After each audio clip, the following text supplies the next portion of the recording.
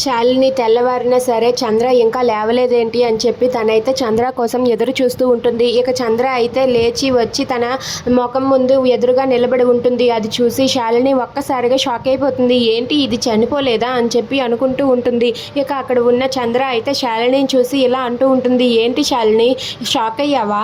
నీ poison plan fail అయిందని నువ్వు బాధపడుతున్నావా అని చెప్పి అంటుంది. అది వినగానే శాలిని ఒక్కసారిగా షాక్ అయిపోతుంది. ఈ విషయం దీనికి ఎలా తెలిసింది అని చెప్పి కంగారు పడుతూ ఉంటుంది. ఇక అక్కడ ఉన్న చంద్ర ఇలా అంటూ ఉంటుంది. నువ్వు ఫోన్లో ఎవరితోనే మాట్లాడుతుంటే నేను విన్నాను. వినడమే కాదు, ఇదిగో ఈ ఫోన్లో రికార్డ్ చేశాను కూడా అని చెప్పి ఫోన్ని చూపిస్తూ ఉంటుంది. అది విని శాలిని ఒక్కసారిగా షాక్ అయిపోతుంది.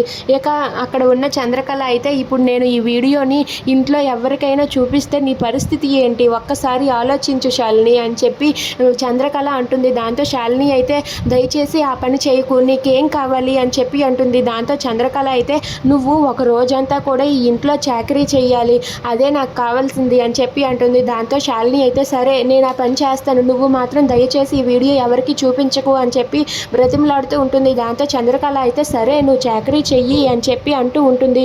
దాంతో అక్కడ ఉన్న శాలిని అయితే చంద్రకళ చెప్పిన వెంటనే ఇంట్లో అన్నింటినీ కూడా శాలిని చేస్తూ ఉంటుంది. అలా శాలిని ఇంట్లో అన్ని పనులు చేస్తూ ఇంట్లో తడిగుడ్లు పెడుతూ ఉంటుంది. అది చూసి అక్కడ ఉన్న శృతి వాళ్ళమ్మ అయితే ఒక్కసారిగా షాక్ అయిపోతారు. ఏంటి శాలిని ఈ పనులన్నీ చేస్తుందా, అసలు ఏమైంది శాలినికి అని చెప్పి శృతి అలాగే వాళ్ళమ్మ అదంతా చూసి ఒక్కసారిగా షాక్ అయ్యి అలా ఉండిపోతారు. ఇక దాంతో అది చూసి చంద్రకళ అయితే నవ్వుకుంటూ ఉంటుంది. అది చూసి అక్కడ ఉన్న శాలిని మాత్రం భయపడుతూ తనైతే ఇంట్లో పనులు అన్నీ చేసి చాకరీ చేస్తూ ఉంటుంది. అది చూసి శృతి వాళ్ళైతే షాక్ అయ్యి అసలు ఏం జరిగింది శాలిని అక్కకి అని చెప్పి అనుకుంటూ ఉంటారు. ఇదంతా చూసి చంద్రకళ సంతోషిస్తుంది. If you like this video please subscribe our channel.